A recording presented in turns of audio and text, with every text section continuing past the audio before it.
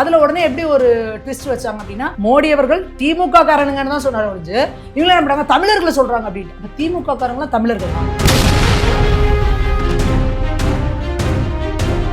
இன்னைக்கும் நம்ம சொல்லிக்கிறோம், தமிழ்நாடு நம்ம வந்து ரொம்ப அட்வான்ஸ்டான ஸ்டேட்டு, நான்லாம் அப்படி இருக்கிறோம்னு சொல்றேன். நீங்க விவசாயிகளோட நெல் மூட்டையை வைக்கிறதுக்கு உங்களுக்கு குடோன் கட்ட துப்பு இல்லாம வந்து முளைச்சு கிடக்கு. ஆனா அங்க பீகார்ல விவசாயம் பண்ற பெண்கள் ட்ரோன் மூலியமா ஆப்ரேட் பண்றாங்க. மோடி அவர்கள் சொன்ன மாதிரி தான் காங்கிரஸ் முக்து பாரத் அப்படிங்கிற இலக்கை நோக்கி தான் இன்னைக்கு காங்கிரஸ் தன்னைத்தானே, அவங்களுக்கு என்னைய யாரும் அடிக்க முடியாது, நானே என்னை அடிச்சுப்பேன் அப்படின்ற மாதிரி.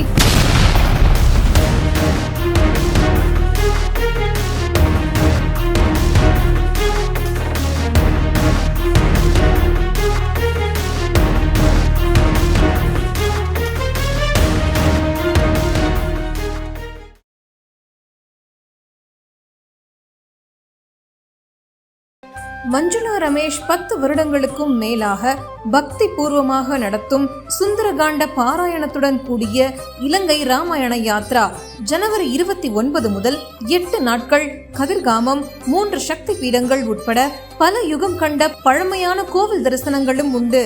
தொடர்புக்கு 9443761136. பேசு தமிழா பேசு நேயர்களுக்கு வணக்கம். இன்னைக்கு நம்ம கூட இணைஞ்சிருக்க சிறப்பு விருந்தினர் பாஜக மகளிர் அணி சமூக ஊடக மாநில அமைப்பாளர் சுமதி மேகவர்ணம் அவர்கள். வணக்கம் மேம். வணக்கம். எப்படி இருக்கீங்க மேம்? ரொம்ப நல்லா இருக்கேன். நீங்க எப்படி இருக்கீங்க? நல்லா இருக்கேன் மேம். மேம், இன்னைக்கு நாடே எதிர்பார்த்து பேசிக்கிட்டு இருக்கிறது பீகார் எலெக்ஷனுடைய ரிசல்ட் தான். பாஜக வந்து தனிப்பெரும்பான்மையில வெற்றி பெற்றிருக்கு அப்படின்ற மாதிரி சொல்லியிருக்காங்க. ஸோ அதை எப்படி பாக்குறீங்க மேம்? உண்மையாலுமே ரொம்ப ஒரு சந்தோஷமான விஷயம். இன்னைக்கு அதுக்கப்புறம் இந்த எக்ஸிட் போல்ல கருத்து கணிப்புலாம் கூட என்ன சொல்லியிருந்தாங்கன்னா, ஒரு 140 அந்த மாதிரி வரும்.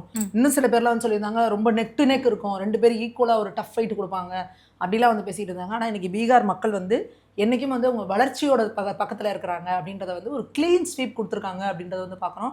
இதை இந்தியாவே இன்னைக்கு இந்தியா முழுக்க வந்து ஹாட் டாபிக் இதுவாக தான் இருக்குது. ஒரு பாரதிய ஜனதா கட்சியோட காரியகர்த்தாவாக வந்து எங்களுக்கு இது உண்மையாலுமே ரொம்ப சந்தோஷமாக இருக்குது. எப்போவுமே சொல்லுவாங்க, ஒரு 5 வருஷம் இருக்காங்க 10 வருஷம் இருக்காங்கன்னா ஆன்டி இன்கமன்சி இருக்கும் அப்படின்லாம் சொல்லுவாங்க. அப்படிலாம் எதுவுமே கிடையாது. நீங்கள் நல்லாட்சி கொடுக்குறீங்க அப்படின்னா, எப்படி எம்ஜிஆர் அவர்கள் இருந்த வரைக்கும் எம்ஜிஆர் அவர்களை தோற்கடிக்க முடியும். எத்தனை வருஷம் இருந்திருந்தாலும் அவர் தான் இருந்திருப்பாரு இங்கே முதல்வராக. அது போல் இங்கே ஒரு நல்லாட்சி கொடுத்துட்டாங்கன்னா, மோடி அவர்கள் பாருங்க 2 தடவை முடிச்சிட்டாரு, 3வது தடவை அவர் தான் வந்தார். அது போல் இன்னைக்கு அதனால தான் இன்னைக்கு எதிர்கட்சிகள் வந்து பயப்படுறது என்னன்னா, பாஜக ஒரு முறை ஆட்சிக்கு வந்துருச்சு அப்படின்னா திருப்பி அவங்க ஆட்சியிலேருந்து அகற்ற முடியாது அப்படின்னா. ஏன்னா மக்களுக்கான ஆட்சி அவங்க கொடுக்குறாங்க.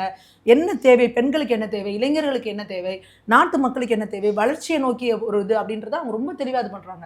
நீங்கள் இந்த பீகார் எலெக்ஷன் ஒரு எக்ஸாம்பிளாக எடுத்து பார்த்தீங்க அப்படின்னா, எலெக்ஷன் கேம்பெயின்லேருந்து ஆரம்பிச்சு தொகுதி பங்கீடுலேருந்து ஆரம்பிச்சு எல்லாமே எதிர்பக்கத்தில் ஒரே குழப்பமும் குளறுபடியும். எப்போவுமே நான் வந்து உங்களுக்கு ஒரு தலைவனாக இருக்கேன், என்னை நீங்கள் உங்களோட பிரதிநிதியாக என்னை செலக்ட் பண்ணுறீங்க அப்படின்னா அதுக்கான தகுதி எனக்கு இருக்கிறதா மக்கள் நம்பணும். நீங்கள் உங்களுக்குள்ளேயே அடிச்சுக்கிட்டு முன்னும் பெண்ணும் முரணாக பேசிக்கிட்டு மகா கத்பந்தன் சொல்லிட்டு ஒரு கூட்டணியை வச்சுக்கிட்டு அவங்களுக்குள்ள ஒரே சண்டை தான், மகா சண்டை தான் நடந்துட்டு இருந்ததுங்க.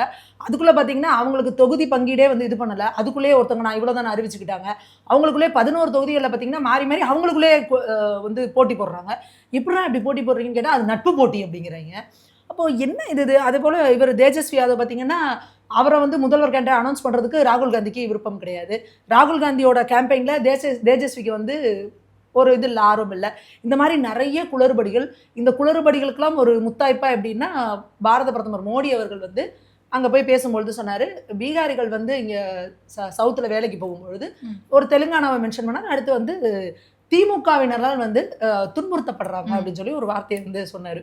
அவர் அந்த கேம்பெயினில் பேசுகிறப்போ அது அவர் ஒன் லைனில் பேசிட்டு போயிட்டார். விட்டுருந்தா கூட அங்கே பீகாரிகளுக்கு மட்டும்தான் அது தெரிஞ்சிருக்கும். இங்கே என்ன பண்ணுறாங்க, நான் வந்து எதிர்ப்பு சொல்கிறேன் பேர் வழின்னு சொல்லி ஸ்டாலின் அவர்களும் கனிமொழி அக்காவும் கிளம்புனது என்ன ஆயிடுச்சுன்னா, இங்கே தமிழ்நாட்டில் இருக்க ஒட்டுமொத்த பேரும் இங்கே இருக்கிற தயாநிதி மாறன், அவர் கலாநிதி மாறன், அதை மாற்றிருங்க, தயாநிதி மாறன் ஆகட்டும், ஏவா வேலுவாகட்டும், எல்லாரும் என்னென்ன பேசுனாங்களோ, பீகாரிலாம் வந்து இங்கே கட்டட வேலைக்கு தான் வரான், கக்கூஸ் கட்டுறதுக்கு தான் லாய்க்கு, கக்கூஸ் க்ளீன் பண்ண தான் லாய்க்கு, பானிபூரி வாயன், பீடா வாயன், பானிபூரி விற்க தான் லாய்க்குன்னு, ஹிந்தி தெரிஞ்சால் உனக்கு என்ன தெரியும்னு பொன்முடியிலேருந்து எல்லாரும் பேசுனதையும் ஹிந்தி சப்டைட்டிலோட போட்டு ஃபுல்லாக சர்க்குலேட் பண்ணிட்டாங்க. அப்போ அதை பார்க்குற பீகாரி மக்களுக்கு அவங்களுக்குன்னு சுயமரியாதை இருக்குமா இல்லையா? அப்போ இங்க எந்த பாரத தேசத்துல நம்ம எல்லாரும் இந்தியாவோட குடிமக்கள், நம்ம வேலைக்காக நம்ம எங்க வேணா போகலாம். ஒரு மாநிலத்துக்கு நீ போறீன்னா நீ உன்னோட உழைப்பை கொடுக்குற, அதுக்கான சம்பளத்தை தான் நீ வாங்கிக்கிறீங்க. யாருக்கும் அடிமைகளா வரல.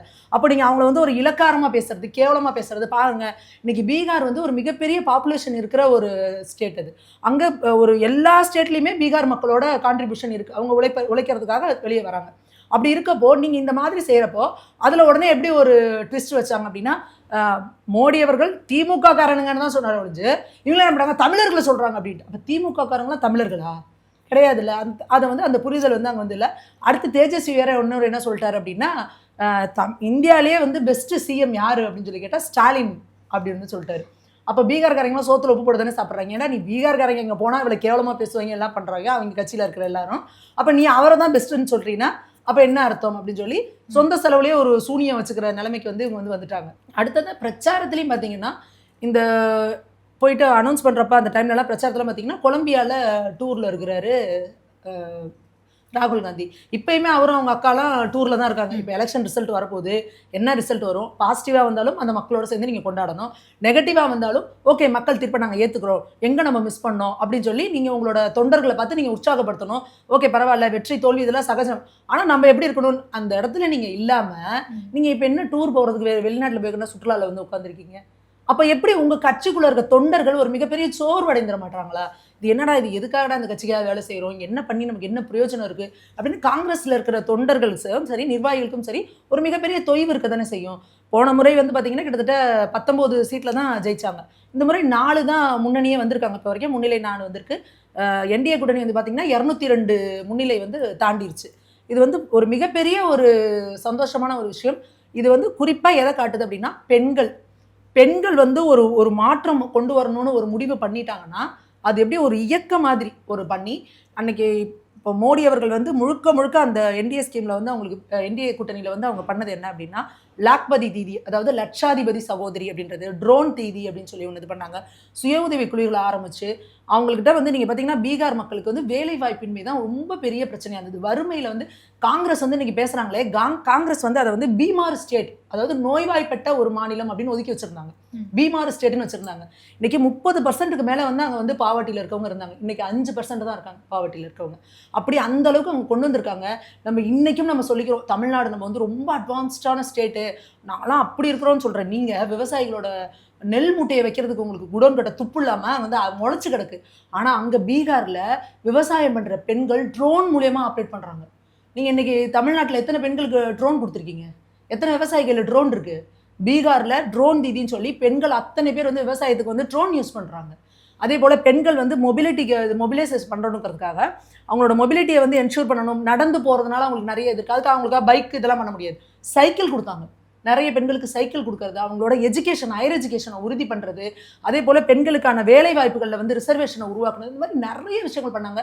இது எல்லாத்தையும் தாண்டி அங்கே வந்து மதுவிலக்கு, கடுமையான மதுவிலக்கு. நீங்கள் வருஷத்துக்கு ஒரு 50,000 கோடியை வச்சுக்கிட்டு அதில் உட்காந்து டெபிசிட் பட்ஜெட் போட்டு உட்காந்துருக்கிறீங்க. அவங்க எங்களுக்கு சாராயத்தினால வருமானமே வேண்டாம், இந்த சாராயத்தினால பல பெண்களோட குடும்பம் நாசமாகுது, வாழ்க்கை நாசமாகுதுன்னு சொல்லி சாராயமே கிடையாதுங்க. நீங்கள் வீட்டில் வச்சுருந்தாலே வந்து அரெஸ்ட் பண்ணிட்டு போயிடுவாங்க, வெளியில் இது பண்ணுறதுலாம் கிடையாது. அந்த அளவுக்கு ஸ்ட்ரிக்டாக இம்ப்ளிமெண்ட் பண்ணி அவங்களால இவ்வளோ நலத்திட்டங்களை கொண்டு வர முடியுது, மக்களுக்கு நல்லது செய்ய முடியுதுன்னா அப்போ நீங்கள் என்னங்க பீகாரை பற்றி பேசுறதுக்கு இங்கே தமிழக அரசுக்கு என்ன யோகிதை இருக்குது அப்படின்றதே வந்து நமக்கு வந்து மிகப்பெரிய கேள்விக்குறியாக இருக்குது. அதே போல் பீகாரில் போய் பார்த்தோம்னா விவசாயிகளுக்கும் அவ்வளோ ஒரு அழகான சூப்பரான ஃபெசிலிட்டிஸ் பண்ணி கொடுக்குறதாகட்டும், அவங்களுக்கான 24/7 அந்த கஸ்டமர் கேர் ஃபெசிலிட்டி கொடுக்குறது, அவங்களுக்கு எப்படி சஜஸ்ட் பண்ணுறது, அந்த மண் பரிசோதனையிலேருந்து எல்லாத்துக்குமே அசஸ் பண்ணுறதுக்கு கிட்டத்தட்ட 450 கோடி ரூபா செலவு பண்ணி ஒரு மிகப்பெரிய ஒரு சென்டரை வந்து அவங்க ஓப்பன் பண்ணி கொடுத்துருக்காங்க. இப்போ இந்த மாதிரி இவ்வளோ வளர்ச்சி திட்டங்களை நீங்கள் பண்ணுறப்போ மக்கள் யாருக்கு ஓட்டு போடுவாங்க? இப்போ மோடி அவர்கள் ஓட்டு கேட்குறதே எப்படி போய் கேட்டார், நாங்கள் இந்தந்த நலத்திட்டங்கள்லாம் பண்ணியிருக்கோம், நாங்கள் இனி அடுத்து வந்தோம்னா 1 கோடி பேருக்கு வந்து தனியார் வேலைவாய்ப்புகள் அரசு வேலைவாய்ப்பு எதாக இருந்தாலும் நாங்கள் கொடுப்போம் அப்படின்னு ரொம்ப தெளிவாக. அதாவது சொல்லுவாங்களே ஒரு பழமொழி, வெறுங்கரண்டி வச்சிருக்கவன் எப்படி வேணால் ஆட்டலாம், நெய்க்கரண்டி வச்சிருக்கவன் பகுமானமாக தான் ஆட்டணும்னு. எதிரில் இருக்கிறவங்க என்ன சொன்னாங்க, தேஜஸ்வி வீட்டுக்கு ஒரு கவர்மெண்ட் ஜாப்பு, 30,000 கொடுப்பேன், 40,000, நீ சும்மா சொல்லிட்டு போ, நீ ஜெயிக்கவா போகிற, எல்லாரையும் வீட்டுக்கு ஒரு ஹெலிகாப்டர் கொடுப்பேன், நீ சொல்ல வேண்டியது தானே. ஏற்கனவே லாலு பிரசாதோட ஆட்சி எப்படி இருந்தது அப்படின்னு பார்த்தோம்னா காட்டாட்சி அப்படின்னு சொல்லுவாங்க. மக்களுக்கு வந்து லாலு பிரசாத் யாதவ் இருந்த வரைக்கும் பார்த்தீங்கன்னா ஒரு எலெக்ஷன் கூட ஒரு பிரச்சனை இல்லாமல் வன்முறை இல்லாமல் நடந்ததே கிடையாது. கடைசியாக அந்த 2005 தேர்தலின் போது கூட அந்த அவங்க இதில் கிட்டத்தட்ட 660 பூத்துல வந்து திரும்ப மறுவாக்குப்பதிவு நடத்தினாங்க. ஒரு கொலை உழுவும், அந்த பூத்தை பெட்டியை தூக்கிட்டு ஓடிடுவானுங்க, அங்க வந்து வயலன்ஸ் துப்பாக்கி வச்சுட்டு மிரட்டுவாங்க, அவ்வளோ பிரச்சனைகள் நடக்கும். இப்போ ஒரு சத்தம் இல்லாம அமைதியா நடக்குது எப்படி? அப்ப பெண்கள் எதை விரும்புவாங்க? இந்த பாதுகாப்பு தானே. எங்க பார்த்தாலும் துப்பாக்கி எடுத்துட்டு எவன் வந்து நம்மளை மிரட்டலான்னா அதுக்கு பேர் ஒரு ஆட்சியா? அதே போல நக்சல்களால பெரிய பாதிப்பு ஏற்பட்ட மாநிலங்கள்ல பீகாரும் ஒண்ணு. இப்போ அமித்ஷா அவர்கள் என்ன சொன்னாரு? இல்லாம ஆக்கிடுவேன், நக்சல்களே இருக்க மாட்டாங்க அப்படின்ற உறுதியை கொடுத்தாருல்ல. அப்ப அதுதானே மக்களுக்கு வேணும். இப்போ ஒரு பெண்களுக்கு என்ன வேணும்னா, நான் உழைக்க தயாரா இருக்கேன், என் உழைப்புல நான் பொழைச்சுப்பேன், ஆனா என்னை உழைக்கிறதுக்கு நீ விடணும்ல.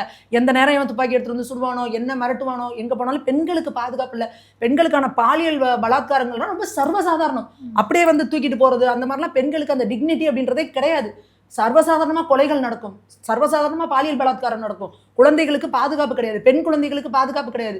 இப்படிலாம் ஒரு அசாதாரணமான சூழ்நிலை வாழ பெண்கள் விரும்புவாங்களா? ரொம்ப அமைதியா வளர்ச்சியை நோக்கி நம்ம பெண் குழந்தை படிக்கிறதுக்கு நமக்கு ஃபெசிலிட்டி பண்ணி கொடுக்குறாங்க. கிராமங்கள் தோறும் சாலைகள் நீங்க நினைக்கிற மாதிரி இப்ப நம்ம இப்படி பக்கத்துல கிடையாது. ரொம்ப அவுட்டர் வில்லேஜஸ்லாம் கூட அருமையான சாலைகள், அற்புதமா சாலைகள். இந்த தங்கநாற்கர சாலைன்னு சொல்லி அந்த ஸ்கீமை எக்ஸ்டெண்ட் பண்ணி கிராமம் தோறும் கரண்ட், மின்சாரம். இன்னைக்கு மின்சாரம் இல்லாத கிராமங்களே இல்லைங்கிற அளவுக்கு வந்து அங்க என்ஷூர் பண்ணியிருக்காங்க. இந்த பிரச்சாரத்தில் சொன்னோம்னா 24 மணி நேரமும் நாங்க வந்து கரண்ட் கொடுப்போம்.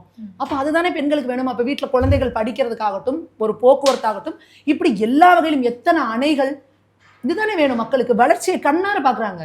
எப்படி இருந்த ஒரு மாநிலம் இன்னைக்கு இப்படி ஆகிட்டு இருக்கு அப்படிங்கிறத பண்ணுவாங்களா? நீங்க எதிரில் வந்து உட்காந்துக்கிட்டு இது ராகுல் காந்தி என்ன பண்றாரு? ஓட்சேரி பாருங்க, மோடி ஓட்ட திருடிட்டாரு, அதை பண்ணிட்டாரு, இதை பண்ணிட்டாருன்னா அப்ப மக்கள் என்ன நினைப்பாங்க? இது பைத்தியக்காரனா இவன் அப்படிதானே நினைப்பாங்க. அவங்க என்ன சொல்றாரு? இங்க பாருங்க 75 லட்சம் வாக்கை வந்து திருடிட்டாங்க அப்படின்னு சொல்லி சொன்னா அப்ப மக்கள் நினைப்பாங்களா, டேய் பீகார் எலெக்ஷனே எப்படியா நடக்கும்? இங்க வந்தாலே பொட்டியை தூக்கிட்டு ஓடிடுவீங்க, நீங்க வெட்டியவே திருடிட்டு போறவங்க, நீங்க என்னடா ஓட்சோரின்னு பேசிட்டு இருக்கிறீங்க. அதை எடுப்படுமா மக்கள் கிட்ட? அவங்க உச்சபட்ச ஒரு வன்முறையையும் உச்சபட்ச வறுமையும் அனுபவிச்சவங்க அவங்க. அப்ப அவங்களுக்கு தான் தெரியும் ஒரு வளர்ச்சி திட்டம்னா என்ன, பெண்களுக்கான முன்னேற்றம்னா என்ன அப்படின்றத அவங்க வந்து இன்னைக்கு அதை உணர்ந்துகிட்டு இருக்காங்க. லட்சாதிபதி தீதின்னு சொல்லி சொல்றாங்க பாருங்க. அந்த லட்சாதிபதிங்கிறதுலாம் லட்சங்கிறதுலாம் அவங்க வாழ்க்கையில பார்த்துருப்பாங்களாங்கிறதே தெரியாது. அப்போ நான் ஒரு பெண்ணை லட்சாதிபதியை ஆக்குவேன் அப்படின்னு சொல்லி அதுக்கான ஒரு ஸ்கீம் போட்டு அவங்களுக்கு ஒரு லோனை கொடுத்து அவங்கள ஒரு பிசினஸ் பண்ண வைக்கிறாங்களா? நீங்க யோசிச்சு பாருங்க. அப்ப அந்த பெண்கள் எப்படி இருப்பாங்க? அந்த பெண்களை நம்பி அடுத்த தலைமுறை, அவ்வளவு ஒரு பெண்ணை நீங்க முன்னேற்றிட்டீங்கன்னா அதுக்கப்புறம் அந்த குடும்பம் அந்த தலைமுறையை படைச்சுக்கோங்க, அந்த தலைமுறையை முன்னேறி வந்துடும். அப்போ இந்த மாதிரி எப்படி இன்னைக்குமே கிடையாது. இவங்க பண்ணியிருக்க அந்த விஷயங்கிறது இன்னும் 25-30 வருடங்களுக்கு வந்து பீகாரை வந்து ஒரு மிகப்பெரிய ஒரு முன்னேற்ற பாதையில கொண்டு போகக்கூடிய ஒரு இது. அப்போ இன்னைக்கு ஒட்டுமொத்த பீகார் மக்களும் வளர்ச்சியின் பக்கம் தான் நாங்க இருக்கோம் அப்படிங்கிறது தான் இன்னைக்கு வந்து என்டிஏ கூட்டணிக்கு கிடைச்சிருக்க இவ்வளோ பெரிய வெற்றி. கண்டிப்பா மேம். ஸோ இப்போ இந்த எலெக்ஷன் அப்படின்னு வரும்போது இந்த ஓட் சோரிங்கிறத ராகுல் காந்தி அவர்கள் முதல்ல கொண்டு வந்ததே பீகார்ல தான் பெருமளவில் பேசப்பட்டுச்சு. ஆனா இந்த தேர்தலில் என்னைக்கும் இல்லாத அளவுக்கு 55% இருந்த வாக்குப்பதிவு 66% மாறி இருக்கு. முக்கியமா 70%க்கும் மேல பெண்கள் ஓட்டு போட்டிருக்காங்க அப்படிங்கிற மாதிரி சொல்லியிருக்காங்க. இந்த சமயத்துல காங்கிரஸை சேர்ந்த மூத்த தலைவர்களே இந்தியாவில் இல்லை அப்படிங்கிறப்போ இது காங்கிரஸுக்கு எப்படிப்பட்ட ஒரு அடின்னு எடுத்துக்கலாம் மேம்? இந்தியாவில் மற்ற மாநிலங்களை நடக்க போற தேர்தலுக்கு காங்கிரஸுக்கு இது ஒரு பாடம் அப்படிங்கிற மாதிரி எடுத்துக்கலாமா? காங்கிரஸ் வந்து அவ்வளவுதான் அதோட இறுதி கட்டத்தை நோக்கி பயணிச்சுக்கிட்டு இருக்கு. மோடி அவர்கள் சொன்ன மாதிரி தான் காங்கிரஸ் முக்து பாரத் அப்படிங்கிற இலக்கை நோக்கி தான் இன்னைக்கு காங்கிரஸ் தன்னைத்தானே அவங்களுக்கு என்னைய யாரும் அடிக்க முடியாது, நானே என்னை அடிச்சுப்பேன் அப்படின்ற மாதிரி ராகுல் காந்தி அவங்க காங்கிரஸுக்கு கீழே குழியை வெட்டிக்கிறாங்க. இங்க ஒன்று பாருங்க, இப்போ பீகார் எலெக்ஷனுக்கு ஓட் கேம்பெயினுக்கு போறாங்க, மோடிஜி அவர்கள் போறாங்க, யோகி ஆதித்யநாத் அவர்கள் போறாங்க, ராஜ்நாத் சிங் அவர்கள் போறாங்க, அமித்ஷா அவர்கள் போறாங்க, இவ்வளவு தலைவர்கள், எத்தனை மாநில முதல்வர்கள் அங்கே போய் இது பண்றாங்க. காங்கிரஸ்ல ராகுல் காந்தி போறாரு, அடுத்து மல்லிகார்ஜுன கார்கே இருக்காரு, வேற எந்த தலைவர்கள் இருக்காங்க? நீங்க உங்களுக்கு அடுத்த கட்ட தலைவர்களே நீங்க உருவாக்கல காங்கிரஸ்ல. அப்படி ஒரு தலைவர் இருந்தாலும் நீங்க ஒரு டால் லீடரா நீங்க யோசிச்சு பாருங்க. மோடிஜி அவர்கள் இருக்காரு, அவருக்கு பக்கத்துல ராகுலை வச்சு கம்பேராவது பண்ண முடியுமா உங்களால? ஒரு டால் லீடருக்கு ஈக்குவலா நிறுத்தணும்னா அதுக்கு தகுந்த ஒரு திறமையும் அறிவும் பக்குவமும் ஏதாவது ஒண்ணு இருக்கா உங்ககிட்ட? நீங்க பேசுறது ஃபுல்லா பொய். அது பொய்ன்றது அப்பட்டமா மக்களுக்கே தெரியுது. கோர்ட்ல போய் மன்னிப்பு கேட்டுட்டு ஓடியாடுறது. நீங்க வந்து பாருங்க, இத்தனை லட்சம் பேர் செத்து போயிட்டானாங்க, இந்த பாருங்க செத்து போனவங்களா உட்காந்து டீ குடிக்கிறேன் அப்படின்னு சொல்லி பிரஸ் மீட் போடுறாரு. அப்ப தேர்தல் கமிஷன் என்ன சொல்லுது? ஓப்பன் சேலஞ்ச் விடுது, நீங்க உச்சநீதிமன்றத்துக்கு போங்க, யாரு செத்து போனவங்களோட நாங்க இது பண்ணிருக்கோமோ எங்களுக்கு அந்த முறைப்படி எங்களுக்கு வந்து பேப்பர்ல கொடுங்க, டாக்குமெண்ட் கொடுங்க, நிரூபிங்குது. நீங்க என்ன பண்ணணும்? உண்மையா இருந்தா நிரூபிக்கணும்ல. அவர் என்ன சொல்றாரு? அது வேலை கிடையாது. எது அப்போ உங்க வேலை? போய் ஃபாரினுக்கு போய் டூர் போறதா? அப்ப எதுக்கு நீங்க அந்த வேலையை செய்றீங்க? அதுக்கு இந்த முட்டு ஒண்ணு கொடுக்கறது என்னன்னா, அவங்கள சாமானிய மக்கள், அவங்களால நீங்க தானே அவங்களை கூட்டு வந்து மேடை ஏத்துறீங்க, நீங்க கூட்டு போங்க உச்சநீதிமன்றத்துக்கு, பாருங்க இவங்க எல்லாம் உயிரோட இருக்காங்க, ஆனா இவங்க எல்லாம் செத்து போயிட்டாங்கன்னு அநியாயமா சொல்லிட்டாங்க. செத்து போயிட்டாங்கன்னு அப்படின்னு சொன்னாங்கன்னா நீங்க உங்களுக்கு ஃபார்ம் கொடுத்து அவங்க என்ரோல் பண்ணுங்க. நீங்க ஒரு ஃபார்ம் கொடுத்து அவங்க அதுக்கான ப்ரூஃபை கொடுத்தீங்கன்னா என்ரோல் ஆகிட்டு போறாங்க தானே. இவ்வளோ சிம்பிளான விஷயத்த நான் ஃபார்ம்லாம் கொடுத்து என்ரோல்லாம் பண்ண மாட்டேன், ஆனால் ப்ரெஸ் மீட் வைப்பேன். ஏன்னா குடியா அவங்க டீட்டெயில் அப்படின்னா அதெல்லாம் கொடுக்க முடியாதுங்கிறாங்க. அப்போ மக்களுக்கு தெரியுதுல இவன் பொய் பேசுறான் அப்படின்னு. அப்பட்டமான பொய். அதே மாதிரி தான் இந்த இவிஎம் மிஷின் அப்படின்னு கூவிட்டு இருந்தாங்க. எலெக்ஷன் கமிஷன் ஓப்பனாக சேலஞ்ச் பண்ணாங்க, இந்த மாதிரி இவிஎம் மிஷின் கொண்டு வந்து வைக்கிறேன், யார் வேணாலும் வந்து இதை கிராக் பண்ணு, எந்த பட்டம் நமக்குனாலும் தாமரையே உழுவுதான் அப்படின்னு. நீங்கள் என்ன நினச்சிட்டு இருக்கீங்க? அப்போ நீங்கள் அது மாதிரி போய் நீங்கள் உங்ககிட்ட இருக்க ஆக சிறந்த மூளையாக இருக்கிற இன்ஜினியர்கள் எல்லாம் கூட்டிகிட்டு போய் எல்லாம் கிராக் பண்ணுறோட ஹைஜாக் பண்ணுறோட கூட்டு போயிட்டு நீ அதை வச்சு என்னடா பண்ணணும்னு பண்ணியிருக்கலாம்ல. நீங்கள் ஏன் ஒருத்தவங்க கூட போகல? உங்கள் காங்கிரஸில் இருக்கிற கார்த்தி சிதம்பரம் என்ன சொன்னார்? ஏங்க அதெல்லாம் ஒரு பெரிய பொய்ங்க, அப்படிலாம் பண்ண முடியாது, அது பயங்கர. ஏங்க ஒரு சிம்பிளான லாஜிக்கு ஒரு நெட்டு கனெக்ட் இருந்தால் தான் நீங்கள் அதில் எதுவுமே பண்ண முடியும். அது ஒரு நார்மல் கால்குலேட்டர் மாதிரி ஒரு டிவைஸ். அதில் போய் நீங்கள் என்ன பண்ணுவீங்க? ஓப்பன் சேலஞ்ச் வைக்கிறாங்கல்ல எலெக்ஷன் கமிஷனில், நீங்கள் ஏன் அதை போய் நீங்கள் இது பண்ணல, ஏன் ப்ரூவ் பண்ணல? அப்போது காங்கிரஸ் பொய் சொல்லுது, நீங்கள் தோக்க போறீங்கன்னு உங்களுக்கே தெரிஞ்சிருச்சு. ராகுல் காந்திக்கு முன்கூட்டியே தெரிஞ்சிருச்சு நம்ம அங்கே தோக்க தான் போகிறோம் அப்படின்னு. அப்போ தோக்கிறதுக்கு என்னென்ன காரணத்தை சொல்லலாம் அப்படின்றதுக்கு முன்கூட்டியே திட்டமிட்டு எல்லாரும் வெற்றிக்காக பாடுபட்டு பிளான் பண்ணி வேலை செய்வாங்கன்னு பேர். ராகுல் காந்தி மட்டும்தான் தோல்வி தான் வரப்போகுதுன்னு தெரிஞ்சு அதுக்கு என்ன காரணம் சொல்லலாம்? ஒன்று இவிஎம் மிஷினை ஹேக் பண்ணிட்டாங்கடா, 2 இந்த மாதிரி எஸ்ஐஆர் வாக்கு திருட்டு 75 லட்சம் ஓட்டுகளை வந்து திருடிட்டாங்க அப்படின்னு இன்னைக்கு கூட பாருங்க எல்லா மீடியாக்கள்லையும் எல்லா மீடியா சேர்ந்தவங்களும் இதை தான் கதறது. நான் திரும்ப ஒன்று கேட்குறேன், 75 லட்சம் பேரில் ஐயோ சொல்லி வாய் பிடிச்சி போச்சு. 75 லட்சம் பேரில் 22 லட்சம் பேர் செத்து போயிட்டான். செத்து போனோம் ஏன்னா ஆவியா வந்து ஓட்டு போடுவாங்களா? 22 லட்சம் பேர் செத்து போயிட்டான். 33 லட்சம் பேர் இடம் மாறி போயிட்டான், வேற இடத்துல இருக்கிறான். அவனை என்ன பண்ணுவ நீ? இப்போ தமிழ்நாட்டில் இருக்கிறவனை வந்து பீகாருக்கு ஓட்டர் கொடுக்கணுங்கிறீங்களா? அவன் நிரந்தர இடம்பெயர்வு பர்மனெண்ட்டாகவே வேற இடத்துக்கு போயிட்டான், அவன் வரவே இல்லைங்க திருப்பி. அவங்க என்ன பண்ணுவீங்க? 7 லட்சம் பேர் அங்கேயே இல்லை, டபுள் என்ட்ரி. 7 லட்சம் பேர் டபுள் என்ட்ரி, மீதி ஒரு 1.5 லட்சம் பேர் தான் அனானிமஸ். அவன் எவனுமே நான் வந்து கிளைம் பண்ணலை. எப்பா எனக்கு ஏன்பா ஓட்டர் ஐடி இல்லைன்னு நீ கேட்கல. அவனே அவனுக்கு ஓட்டர் ஐடி இல்லை கேட்கலான்னா அப்போ அவன் எப்படி வந்திருப்பான்? அப்போ என்ன பக்கத்து இதுலேருந்து இந்த பக்கம் பாகிஸ்தான்லேருந்து பங்களாதேஷ்லேருந்து வந்து அவனுக்குலாம் ஓட்டர் ஐடி கொடுக்கணுங்கிறீங்களா? உங்கள் பேச்சுக்கே வருவோம். 75 லட்சம் ஓட்டு வேணும்னே நீக்கிட்டாங்கன்னு வச்சுக்கோங்க. அப்போ அப்படியே மகாகத்பந்தனும் என்டிஏவும் அப்படியே டைட்டாக போயிட்டு இருக்கா. அப்பா 120 130 140ன்னு பாருங்க, ஒரு சில ஓட்டுகள் வித்தியாசத்தில் அப்படி அநியாயம் மாட்டாங்கன்னு. ஏங்க அங்கே கிட்டத்தட்ட 7.5 கோடி வாக்காளர்கள் இருக்கிற இடத்துல நீங்கள் 75 லட்சங்கிறது என்ன ஒரு நம்பர்? எப்படி ஒரு கிளீன் ஸ்வீப்பை கொடுத்துருக்கு? அப்போ ஒரு லாஜிக்காக நீங்கள் பேசுறீங்களா? என்ன லாஜிக் இது? அப்போ இது ஒரே ஒரு இது என்னன்னா வைத்தறிச்ச என்னங்கடா பண்ணுறது, இவங்க என்ன பண்ணாலும் ஜெயிச்சுக்கிட்டே இருக்கிறாங்களே, எப்படியுமே இவங்க இது பண்ண முடியலையே.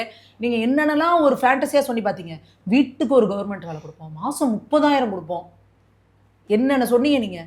அப்போ மக்கள் தெரிஞ்சு வச்சுருக்காங்க இவனுங்க பொய் சொல்கிறானுங்க, இவங்க ஆட்சிக்கு வந்தாலும் இவங்களால் கொடுக்க முடியாது அப்படிங்கிறது ஒன்று. இன்னொன்று, நீங்கள் நடத்தின கேவலமான ஆட்சி அதை கண்ணு முன்னாடி வந்து போகும்ல. அப்பா ஒரு மாட்டுக்கு தீவனம் கொடுக்குறதுல கூட ஊழல் பண்ணீங்களேப்பா, ரயில்வே துறையில் வேலையை வாங்கி கொடுக்குறேன்னு லேண்டை எல்லா சொத்தையும் எழுதி வாங்கினீங்களேப்பா. அதையும் கூட இன்னைக்கு ஒருத்தவங்க சொல்கிறாங்க, இந்த ரயில்வேல வந்து வேலை வாங்கி கொடுக்குறது என்ன பண்ணுவாங்கன்னா காசு வாங்கிட்டா தெரிஞ்சு போயின்னு சொல்லி அவங்களோட லேண்டை வாங்கிடுறது, ஜாப் ஃபார் லேண்டுன்னு சொல்லிட்டு லேண்ட் ஸ்கேம் பண்ணாங்க. உன் நிலத்தை எழுதி வாங்கிக்கிட்டு உனக்கு வேலை கொடுக்குறேன் அப்படின்னு சொல்லிட்டு. இப்போ வந்து என்ன சொல்லியிருக்காருன்னா அவர் தேஜஸ்வி வந்து வீட்டுக்கு ஒரு கவர்மெண்ட் வேலை அப்படின்னாரு. அப்போ வந்து அந்த வீட்டில் இருக்க லேடிஸ்லாம் யோசிச்சிருப்பாங்க, ஐயோ ஏற்கனவே ஒரு கவர்மெண்ட் வேலை தரேன்னு லேண்டை வாங்கினாங்க, இப்போ அங்கே விவசாயம் தான் மெயின் தொழில் அவங்களுக்கு. இவனுங்க பாட்டுக்கு வீட்டுக்கு ஒரு கவர்மெண்ட் வேலை தரேன்னு இருக்கிற விவசாயம் எடுத்து பிடிங்கிட்டு போயிட்டாங்க, நம்ம என்னடா பண்ணுறதுன்னு சொல்லிட்டு தான் பெண்கள் பெரும்பான்மையாக கிளம்பி இன்னைக்கு அந்த பெண்கள் முடிவு பண்ணியிருக்காங்க என்டிஏ ஆட்சி தான் திரும்ப வரணும். ஏன்னா எப்படிலாம் வந்து சிறுபான்மையினர்களை வந்து நம்ம எதிராக திருப்பி உள்ளே கொண்டு வரணும், பட்டியலின மக்களுக்கு துரோகம் இணைச்சிட்டாங்க, பெண்களுக்கு துரோகம் இணைச்சிட்டாங்க, அவங்களெல்லாம் நீக்கிட்டாங்க அப்படின்னு என்னென்ன பொய் சொன்னாங்களோ அத்தனையும் செதிலாக உடஞ்சு போயிருக்கு. நீங்கள் பட்டியலின மக்கள் அதிகம் இருக்கக்கூடிய ராம்நகர் தொகுதியில் இன்னைக்கு வந்து அவங்க வந்து முன்னணியில் போயிட்டு இருக்கிறாங்க. இஸ்லாமிய மக்கள் பெரும்பான்மையாக இருக்கக்கூடிய இதுலலாம் தொகுதிகளில் வந்து என்டிஏ கூட்டணி முன்னணி வச்சுக்கிட்டு இருக்கு. பெண்கள் தான் அதிக சதவீதம் வந்து உட்காந்து இந்த கூட்டணி ஜெயிக்கணும்னு, நம்ம வேற ஓட்டுக்கிட்டு போடாம போயிருந்தோம்னா இவனுங்க போட்டு தோக்கடிச்சிட போறானுங்க வேற யாருக்குன்ற ஒரு இதுல பெண்கள் அத்தனை பேரும் கிளம்பி வந்து இந்த கூட்டணி தான் வரணும் அப்படின்றத முடிவு பண்ணி அந்த ஓட்டு போட்டு இன்னைக்கு இந்த மிகப்பெரிய வெற்றி வந்து பெண்களுக்கான ஒரு மிகப்பெரிய பெண்கள் சக்தினா என்ன அப்படின்றத வந்து காமிச்சிருக்கு. 2 ஒன்று வச்சாங்க, எம்ஒய்னு. அவங்க என்ன சொன்னாங்க, முஸ்லிம்ஸ் யாதவாஸ், நீங்கள் வந்து யாதவர்களுக்கெல்லாம் எதிரானவங்க, முஸ்லிம்ஸ்களுக்கெல்லாம் எதிரானவங்க அப்படின்றத வந்து மகாகத்பந்தன் இருந்துச்சு. ஆனால் என்டிஏ கூட்டணி என்ன சொன்னாங்கன்னா, எங்களுக்கு மகிழா யுவாஸ் பெண்களும் இளைஞர்களும் அப்படின்ற முன் வச்சாங்க. பெண்களை முன்னேற்றணும், பெண்களை எம்பவர் பண்ணணும், அதே போல் இளைஞர்களுக்கான வேலைவாய்ப்பு, இளைஞர்களை தொழிலதிபர்களாக்கணும், இளைஞர்களை முன்னேற்றணும் அப்படின்னு இந்த எம்ஓ இவங்க வச்சாங்க. அப்போ ஜாதிய மத மோதலா இல்லை பெண்களையும் அடுத்த தலைமுறையும் முன்னேற்றுவதா அப்படிங்கிறப்போ பீகார் அடுத்த கட்டத்துக்கான வளர்ச்சி, பெண்களை எம்பவர் பண்ணி இளைஞர்களை யார் வந்து அடுத்த லெவலுக்கு வளர்த்து கொண்டு போறாங்களோ அவங்களுக்கு தான் ஓட்டு அப்படின்றத வந்து பீகார் மக்கள் ரொம்ப தெளிவா ஒரு முடிவெடுத்து ஒரு ரிசல்ட் கொடுத்துருக்காங்க. மேம் இப்போ காங்கிரஸுடைய இந்த ஒரு மோசமான தோல்வி அப்படிங்கிறத பாக்குறப்ப எனக்கு இன்னொரு விஷயம் ஞாபகம் வருது மேம். காங்கிரஸ் ஓட்சோரின்னு சொன்னாங்க, தமிழகத்துல முதல்வர் ஓட்சோரினாரு. காங்கிரஸ் எஸ்ஐஆர் வேண்டாம் எதிர்ப்புனாங்க, அதே விஷயத்தை தமிழகத்துல முதல்வர் இப்போ எஸ்ஐஆரை எதிர்த்தே தீர்வோம். இதுல ஒரு இன்ட்ரெஸ்டிங்கான விஷயம் என்னன்னா, இந்த பீகாருக்கும் நம்ம தமிழ்நாட்டுக்கும் ஒரு நிறைய இது வருது. அங்க 243 தொகுதி, இங்க 234 தொகுதி. இதே லாலு பிரசாத் யாதவ் தான் பாத்தீங்கன்னா அங்க சமூக நீதினு பேசுவாரு. அதே தான் இவங்களும் பேசுறாங்க இங்க திமுக கட்சி. அங்க லாலு பிரசாத் யாதவ் குடும்பத்துல பாத்தீங்கன்னா குடும்ப ஆட்சி. அவர் பொண்டாட்டி, அவர் பையன், பெரிய பையன், சின்ன பையன் எல்லாரும் அதுக்குள்ள இருக்கிறாங்க. அதே தான் இங்க திமுக ஆட்சியில இருக்கு. அவங்களும் என்ன பண்ணுவாங்க, அடுத்தவங்களை எதிர்த்த பார்த்தாலே ஐயோ பாருங்க சமூக நீதிக்கு எதிரானவங்க, சமூக நீதியை குழி தோண்டி போச்சுட்டாங்க. இவங்களும் அதே மாதிரி தான் கூவுவாங்க. அதே போல எதுனாலும் அந்த என்ன சொன்னாங்க, ஓட்சோரி சென்ட்ரல் கவர்மெண்ட் எதை பண்ணாலும் கதறது.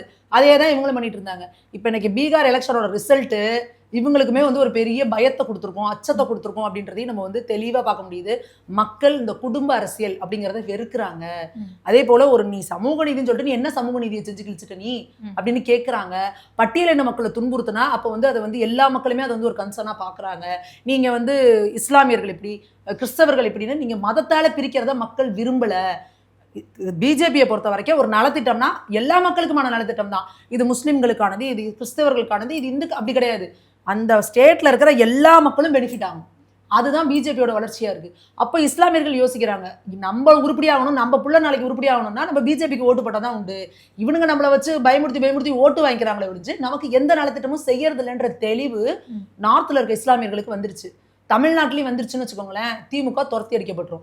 அடுத்து காங்கிரஸோட ஒரு சோகமான நிலைமை என்ன அப்படின்னா, அங்க வந்து இப்போ ஆல்ரெடி இப்போ ஆர்எஸ் பாரதியோட பையன் வந்து ட்வீட் போட்டாரு, அங்க வந்து எத்தனை சீட்டு ஜெயிக்கிறீங்களோ அத்தனை தான் இங்க கொடுப்போம் அப்படின்ற மாதிரி. பாவம் அவர் போட்டப்போ ஏதோ 11 என்னமோ இருந்துச்சு போல இருக்கு போட்டிருந்தாரு. இப்போ பாவம் 4ல் தான் முன்னிலை இருக்காங்க. என்ன பண்ணுவாங்கன்னு தெரியல. 5 சீட்டு தரேன், 4 சீட்டு தரேன் அப்படின்னு சொல்லி கேட்பாங்களோ என்னமோ, அதுவும் தெரியல. ஸோ இதுலேருந்து என்ன தெரியுதுன்னா, திமுக கூட்டணிக்குள்ள சலசலப்பு உருவாக ஆரம்பிச்சிருச்சு. ஒருவேளை இப்போ காங்கிரஸ் என்ன பண்ணுவாங்கன்னா, ஆல்ரெடி இப்போ காங்கிரஸ் வந்து தமிழ்நாட்டில் வந்து இது டேட்டா கலெக்ட் பண்ணிட்டு இருக்காங்க. நம்ம தாவேக்கா கூட போனோம்னா நமக்கு எப்படி இருக்கும் ஸ்கோப்பு, திமுக கூட போனோம்னா எப்படி இருக்கும் ஸ்கோப்பு அப்படின்ற மாதிரிலாம் அவங்க இது பண்ணிட்டு இருக்காங்க. சப்போஸ் திமுக கூட கூட்டணி ஒத்து வரல அப்படிங்கிற பட்சத்தில் அவங்க தாவேக்கா கூட போகிறதுக்கான வாய்ப்பும் இருக்கு. அப்போ திமுக இன்னைக்கு என்ன பெருமையாக பேசிட்டு இருக்காங்கன்னா, அவங்க இப்போ அப்படியே எங்கள் கூட்டணிகள்லாம் அப்படியே இருக்காங்க, கை விட்டு போகாது, எங்களுக்கு இதான் அப்படின்லாம் டைலாக் பேசுகிறாங்க. உள்ளுக்குள்ள சலசலப்புகள் இருந்துக்கிட்டே தான் இருக்கு. ஒன்ஸ் இந்த கூட்டணி இந்த திமுக ஆட்சியின் மேலே ஒரு கடுமையான ஒரு அதிருப்தி வந்து மக்களுக்கு இருந்தாலும் கூட திமுகக்கு எதிரான ஓட்டுகள் எல்லாமே பிரிஞ்சிருக்கிறதா இன்னைக்கு இவங்களோட பலமா இருக்கு. இவங்களோட கூட்டணி உடையுது அப்படிங்கிற பட்சத்துல திமுக வந்து 2026 ஒரு படுமோசமான ஒரு தோல்வியை வந்து சந்திக்கும் அப்படின்றது வந்து எல்லாருக்குமே தெரியும். அப்போ இந்த பீகார் எலெக்ஷனோட ரிசல்ட் அப்படிங்கிறது வந்து இங்க தமிழகத்திலையும் ஒரு மிகப்பெரிய ஒரு அதிர்வலையை ஏற்படுத்தும். மக்களுக்கும் பிஜேபி மீதான பார்வை, குறிப்பா இஸ்லாமியர்களுக்கு, நீங்க இந்த இஸ்லாமியர்களுக்கும் கிறிஸ்தவர்களுக்கும் நம்மளை என்னென்னு சொல்லிட்டு இருக்காங்க, ஆனா நார்த்ல இவ்வளவு முஸ்லிம்ஸ் வந்து இவங்க செலக்ட் பண்ணியிருக்காங்களே எப்படி அப்படின்றத இஸ்லாமியர்கள் யோசிப்பாங்க. அது மட்டும் இல்லாம அந்த பீகார் 2ஆம் கட்ட தேர்தலுக்கு முதல் நாள் நடந்த ஒரு குண்டு வெடிப்பு, அப்போ அந்த குண்டு வெடிப்பை கொஞ்சம் கூட இரக்கமே இல்லாம எல்லாரும் என்ன பண்ணாங்க, அப்படியே கம்ப்ளீட்டா வந்து அதாவது ஒரு தேசத்துக்கு ஒரு அச்சுறுத்தல் வருது அப்படின்னா எந்த காம்ப்ரமைஸும் இல்லாம தேசத்தின் பக்கத்துல நிக்கணும். நீ எந்த கட்சியா வேணா இரு, ஆனா நீ தேசத்தின் பக்கம் நிக்கணும் அப்படின்ற அறிவு கொஞ்சம் கூட இல்லாம இதுக்கு பிஜேபி தான் காரணம் அப்படின்ற மாதிரி ஒன்று சொன்னப்போ, இந்த பாலிடிக்ஸ் வந்து இங்க சவுத்துல நீங்க பேசுற மாதிரி நார்த்ல பேச முடியாது. நார்த்ல இருக்க மக்கள் வந்து தேசப்பற்று அவங்களுக்கு ரொம்ப அதிகம். ஏன்னா அதனால அவங்க ரொம்ப பாதிக்கப்பட்டவங்க, படையெடுப்புகளால கொடுமையா தன் கண் முன்னாடி உறவுகளை இழந்தவங்க அவங்க. அப்ப நம்ம ஒத்துமையா இல்லைன்னா நம்ம எப்படி நாசமாகணும்னு அவங்களுக்கு தெரியும்.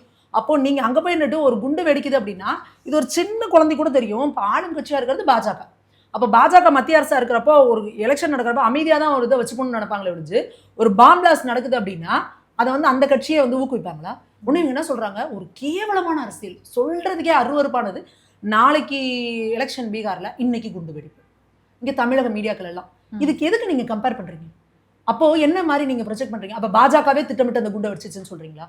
அப்படி பார்த்தா நீங்க உங்களோடதுக்கு வந்தா ஒரு கட்சி சார்ந்த அரசியல் சார்ந்த அந்த குண்டு வெடிப்பு நடக்குதுன்னா அதை யார் நீங்க சந்தேகப்படணும்? இண்டி கூட்டணி தானே. அப்ப நீங்க இண்டி கூட்டணி சார்பா நீங்க யாரையோ ஒருத்தவங்களை தூண்டி விட்டீங்க, ஒரு குண்டு வெடிச்சதுன்னா பாஜகவுக்கு கெட்ட பேர் வரும், அப்ப பீகார் எலெக்ஷன்ல இவங்களுக்கு வந்து அது குறையும் அப்படின்னு நீங்க நினைக்கிறீங்களா? அப்படி நாங்க சொல்ல முடியுமா? ஒரு குண்டு வெடிப்பு அப்படிங்கிறது வந்து ஒரு தீவிரவாத செயல்.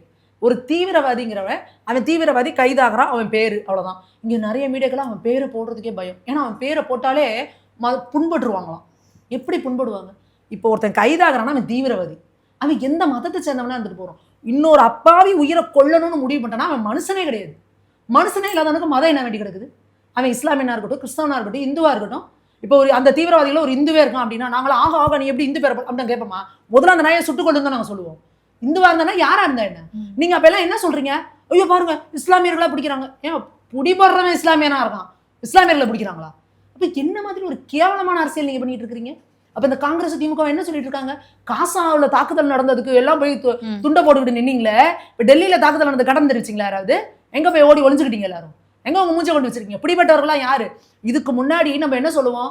தீவிரவாதம் எப்படி வருது? இப்ப அவனுக்கு படிப்பறிவு இல்லப்பா, அவனுக்கு வேற வேலை இல்லப்பா, வறுமை தாங்கல, அதனால அவன் வந்து அவனை பிரெயின் வாஷ் பண்ணிடுறாங்க. இப்ப பிடிபட்டவன்லாம் யாரு? டாக்டரை விட ஒரு உயிரோட மதிப்பு தெரிஞ்ச வேற யாராவது இருக்க முடியுமா? அப்பேற்பட்ட டாக்டர்கள் எல்லாருமே நல்ல வெல் செட்டில்டு.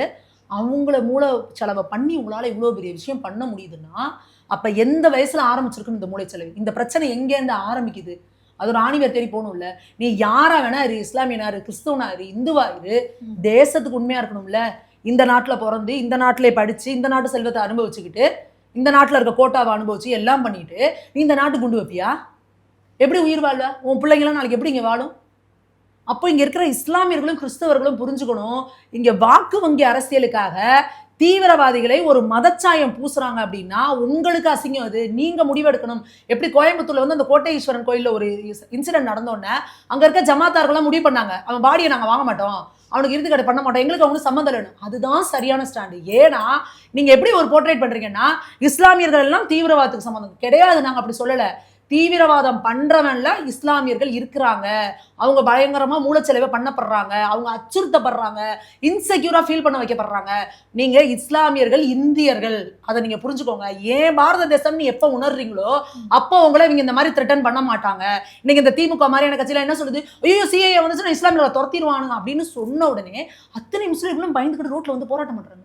எப்படிடா என்னை துரத்துவான், நான் இந்தியன்டா, என்னை எப்படா துரத்துவான்னு ஒரு இஸ்லாமியன் கேள்வி கேட்டிருந்தா அத்தனை இஸ்லாமியர்கள் ரோட்டுக்கு வந்து போராட்டம் பண்ணியிருப்பாங்களா? அப்ப ஏங்க உங்களுக்குள்ள அவ்வளவு இன்செக்யூரிட்டி? ஏன் அப்படி இருக்கீங்க?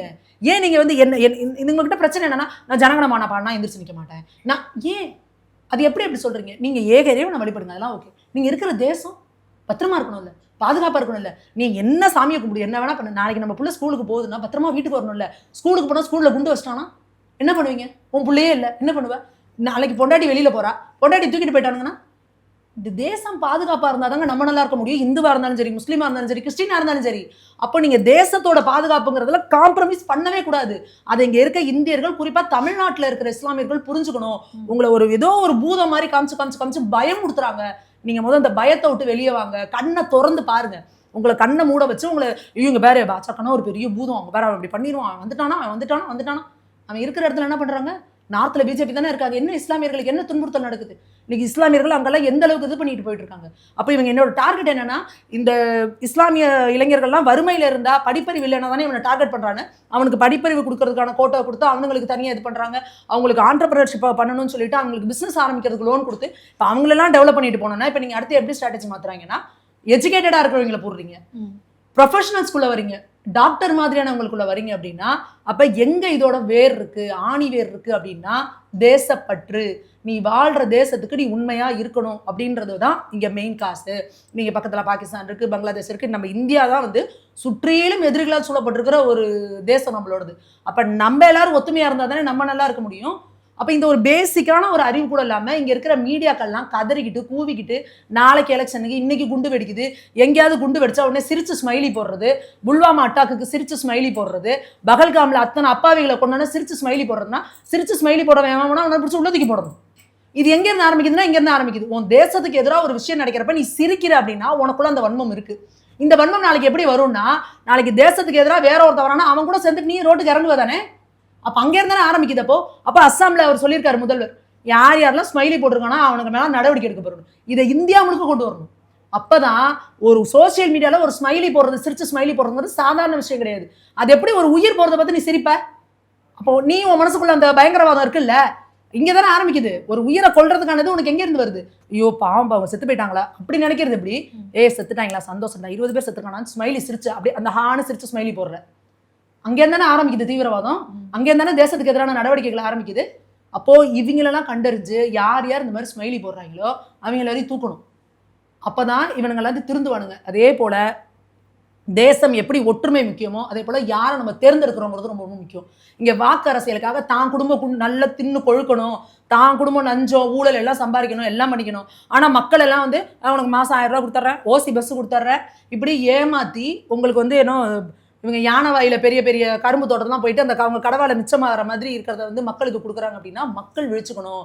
இவங்க நமக்கு ஓட்டுக்கு 5000 10,000 கொடுக்க தயாரா இருக்காங்கன்னா எத்தனை லட்சம் கோடி கொள்ளை அடிச்சிருக்காங்க, அது நம்ம காசு அப்படின்றத வந்து மக்கள் புரிஞ்சுக்கணும். உங்களுக்கு செய்ய வேண்டிய நலத்திட்டங்கள் எல்லாம் தான் கோடி கோடியா சுருட்டி இவங்க வச்சிருக்காங்க அப்படின்றத புரிஞ்சுக்கணும். உங்களுக்கு ஓட்டுக்கே காசு கொடுத்தா கூட அது அவங்க காசு கிடையாது, அவங்க அப்பா வீட்டு காசு கிடையாது, நம்மளோட காசு, நம்மளோட வரி பணம். ஓட்டுக்கு யாராவது காசு கொடுத்தா கூட தயவு செஞ்சு தமிழக மக்கள் வாங்கிக்கோங்க. வாங்கிக்கிட்டு திமுகவுக்கு ஓட்டு போடக்கூடாது. திமுக மாதிரி சந்தர்ப்பவாதம், சுயநலம், குடும்ப அரசியல், தான் குடும்பம் மட்டும் நல்லா இருக்கணும் இப்படி நினைக்கிறவங்க ஆட்சிக்கு வராங்க. இது எல்லாத்தையும் தாண்டி தேசத்துக்கு எதிராக நிற்கிறது, பிரிவினைவாதம் பேசுறது. இங்கே நம்ம இந்தியாவுக்குள்ளே ஏதாவது ஒரு மக்களுக்கு பிரச்சனைனா குரல் எழுப்ப மாட்டேன், காசா கொண்டுனா நான் போய் நிற்பேன் அப்படின்னா, எங்கே பாலஸ்தீனத்தில் ஒரு பிரச்சனைனா நான் போய் நிற்பேன் அப்படின்னா, அப்போ நீங்கள் என்ன மாதிரியான ஒரு அரசியல்வாதிகள் எப்படி நீங்கள் இருக்கீங்க அப்படின்னா, தேசத்துக்கு எதிராக இருக்கிறவங்க யாராக இருந்தாலும் சரி இந்த தேசத்தில் அவங்கள இருக்கிறதுக்கே தகுதி இல்லை. அவங்க எந்த தேசத்துக்கு வந்து ஆதரவாக பேசுகிறீங்க அங்கே போயிருங்க. தயவு செஞ்சு அவங்க பாகிஸ்தான் சூப்பராக போயிருங்க, பாகிஸ்தானுக்கு போயிருங்க. பாகிஸ்தானில் பாலாரும் தினாரும் ஓடுதான், போங்க பாகிஸ்தானுக்கு போயிருங்க. இங்கே பங்களாதேஷ்க்கு போயிருங்க, ஏன் இந்தியாவில் இருக்கீங்க அப்படிங்கிற ஸ்டாண்ட்ல எல்லா மக்களும் தெளிவாக இருந்தால் தான் இதுக்கான விடிவு காலம் பிறக்கும். அதில் பீகார் மக்கள் ரொம்ப தெளிவாக வந்து தேர்ந்தெடுத்திருக்காங்க அப்படின்றது வந்து உண்மையாலுமே ரொம்ப ரொம்ப ஒரு சந்தோஷமான விஷயம். தமிழகத்திலையும் பெண்கள் அப்படி ஒரு புரட்சியாக இறங்கி ஒரு இயக்கமாக இறங்கி இனி திமுக ஆட்சி வரக்கூடாது அப்படின்னு சொல்லி களத்தில் இறங்குவாங்க. அந்த காலம் ரொம்ப தூரத்தில் இல்லை.